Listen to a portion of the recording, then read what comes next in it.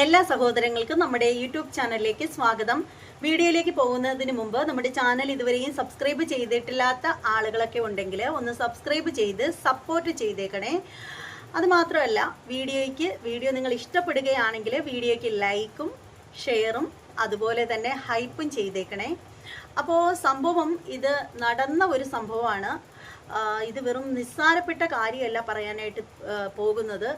ശരിക്കും നമ്മൾ എല്ലാവരും മാധ്യമങ്ങളിലൂടെ സോഷ്യൽ മീഡിയയിലൂടെ നമ്മൾ എല്ലാവരും കണ്ടും കേട്ടും ഇരിക്കുന്ന ഒരു കാര്യമാണ് ഗാസയും ഇസ്രയേലും തമ്മിലുള്ള പ്രശ്നങ്ങളെ കുറിച്ചിട്ട്, അവിടെ നടക്കുന്ന ഭീകരമായിട്ടുള്ള ആ ഒരു യുദ്ധ സാഹചര്യങ്ങളെ കുറിച്ചിട്ടൊക്കെ അല്ലേ.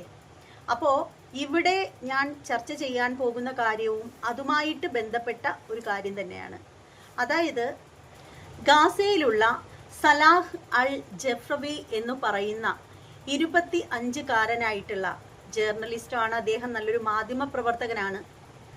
അദ്ദേഹത്തിന് സംഭവിച്ച അത്യാഹിതത്തെ കുറിച്ചിട്ടാണ് നമ്മൾ ഇന്നത്തെ വീഡിയോയിലൂടെ ചർച്ച ചെയ്യാനായിട്ട് പോകുന്നത്.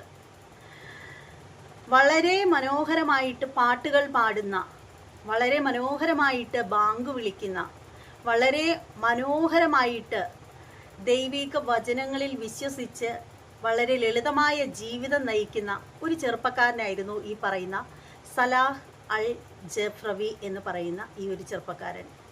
ഈ ഒരു ചെറുപ്പക്കാരന് എന്ത് സംഭവിച്ചു എന്നതാണ് നമ്മളിവിടെ ചർച്ച ചെയ്യാനായിട്ട് പോകുന്നത്. ശരിക്കും നമ്മൾ ആ ഒരു ചെറുപ്പക്കാരനെ കുറിച്ച് പറയുകയാണെങ്കിൽ ഇന്നത്തെ കാലത്തുള്ള ചെറുപ്പക്കാർക്ക് ആർക്കുമില്ലാത്ത ഒരു ക്വാളിറ്റി അദ്ദേഹത്തിനുണ്ടായിരുന്നു. എന്താണെന്ന് വെച്ചാൽ, അദ്ദേഹത്തിൻ്റെ ജോലിക്കിടയിൽ പോലും അദ്ദേഹം ഏത് സമയവും അദ്ദേഹം വിശ്വസിക്കുന്ന അദ്ദേഹത്തിൻ്റെ പടച്ച റബ്ബിനെ കുറിച്ചിട്ടുള്ള അദ്ദേഹത്തിൻ്റെ നാമങ്ങളൊക്കെ പാടിക്കൊണ്ടാണ് അദ്ദേഹത്തിൻ്റെ ജോലി തന്നെ നടത്തുന്നത്. നമുക്കിവിടെ ഈ സൈഡിൽ ഞാൻ ആ വീഡിയോ ക്ലിപ്പ് കൊടുത്തേക്കാം.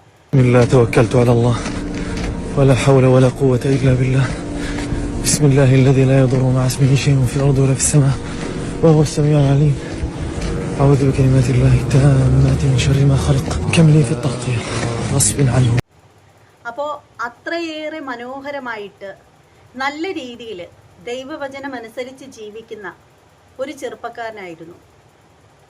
പക്ഷേ ആ ഒരു ചെറുപ്പക്കാരന് സംഭവിച്ച ഈ വലിയൊരു ദുരന്തം എന്താണെന്ന് വെച്ചാൽ, ഇദ്ദേഹം ഏതൊരു കാര്യവും ആരെയും ഭയമില്ലാതെ തന്നെ വളരെ ക്ലിയർ ആയിട്ട് പറയാനുള്ള കാര്യങ്ങൾ അദ്ദേഹത്തിൻ്റെ മാധ്യമങ്ങളിലൂടെ അതുപോലെ തന്നെ സോഷ്യൽ മീഡിയയിലൂടെയൊക്കെ പുറത്തേക്ക് വിട്ടുകൊണ്ടിരുന്നു. അത് ശത്രുക്കൾക്ക് സഹിക്കുമോ? അവരിദ്ദേഹത്തെ ഉന്നം വെച്ച് പാർത്തിരുന്നു. ശരിക്കും ഈ ഒരു ചെറുപ്പക്കാരൻ ഇസ്രായേലും ഗാസയും തമ്മിലുള്ള യുദ്ധത്തെക്കുറിച്ചും അതിനെക്കുറിച്ചിട്ടുള്ള ഇവരുടെയൊക്കെ ഗൂഢമായിട്ടുള്ള കാര്യങ്ങളെക്കുറിച്ചിട്ടൊക്കെ ഉറച്ചുറച്ച് വിളിച്ച് പറഞ്ഞുകൊണ്ടേയിരുന്നു. ഇത് അവരെ ചൊടിപ്പിച്ചു. അതാണ് വാസ്തവം.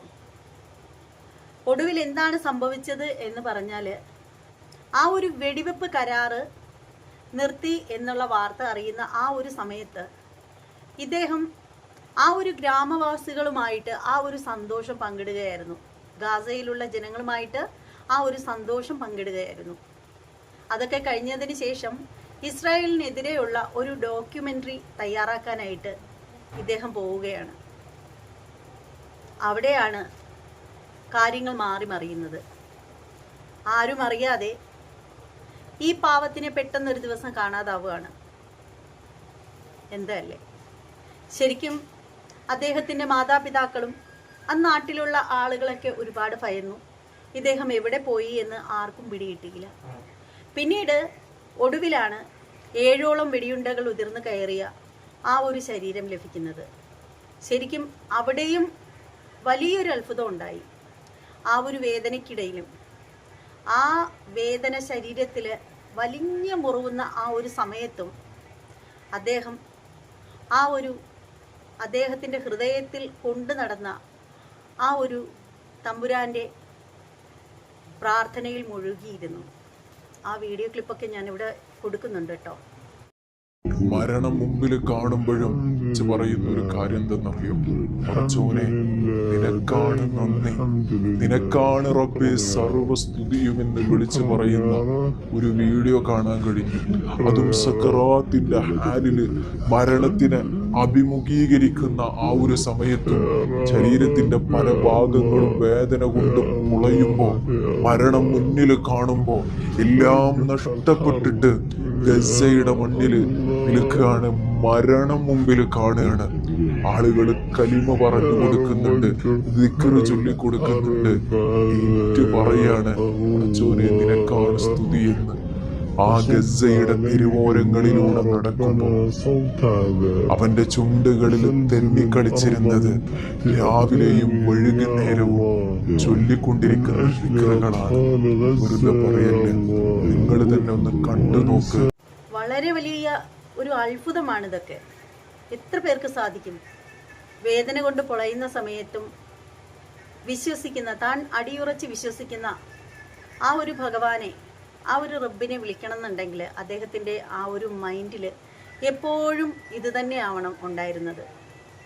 ശരിക്കും ഞാൻ നേരത്തെ പറഞ്ഞില്ലേ, അദ്ദേഹത്തിൻ്റെ ജോലിയിൽ മുഴുകുന്ന സമയത്തും രാവിലെ നടക്കാനിറങ്ങുന്ന സമയത്തും ഒക്കെ ഇദ്ദേഹം ഇതുപോലെ റബ്ബിനെ തന്നെ സ്തുതിച്ചുകൊണ്ടാണ് നടക്കാറ്. അതുകൊണ്ട് തന്നെയാണ് ഈ ഒരു വേദനയിൽ കിടന്ന് പൊളയുന്ന സമയത്തും അദ്ദേഹത്തിൻ്റെ നാവിലേക്ക് അദ്ദേഹം ഹൃദയത്തിൽ കൊണ്ട് നടക്കുന്ന ആ ഒരു അള്ളാഹുവിൻ്റെ വചനങ്ങൾ കയറി വരുന്നത്. ശരിക്കും ഇവിടെ ഇദ്ദേഹത്തിൻ്റെ തൊട്ടടുത്തിരുന്ന് ഒരുപാട് ആളുകൾ കലിമ ചൊല്ലി കൊടുക്കുന്നുണ്ട്, പ്രാർത്ഥിക്കുന്നുണ്ട്, ഇദ്ദേഹത്തിന് വേണ്ടിയിട്ട് ഒക്കെ ചെയ്യുന്നുണ്ട്. ഈ ഒരു ചെറുപ്പക്കാരൻ ഒടുവിൽ എല്ലാവരെയും വിട്ട് ഈ ലോകത്തിൽ നിന്നും യാത്രയായി. ഉച്ചത്തിൽ നിലവിളിച്ച് അലറിക്കരയുന്ന കുഞ്ഞിൻ്റെ അടുത്ത് പോലും ചെന്നിരുന്ന് അതിനെ സമാധാനിപ്പിക്കുന്ന വീഡിയോ നിങ്ങളൊന്ന് കണ്ടു നോക്കൂ.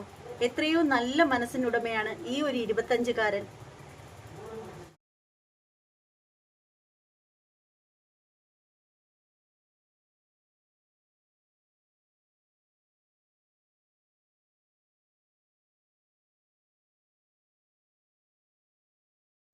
ആ ഒരു ഉമ്മയുടെയൊക്കെ ഹൃദയം ഏത് വഴിക്കായിട്ടുണ്ട്. ഇപ്പോൾ അവരുടെ ഉമ്മയൊക്കെ ജീവിച്ചിരിപ്പുണ്ടോയെന്നൊന്നും നമുക്കറിയില്ല, ഒന്നും അറിയില്ല.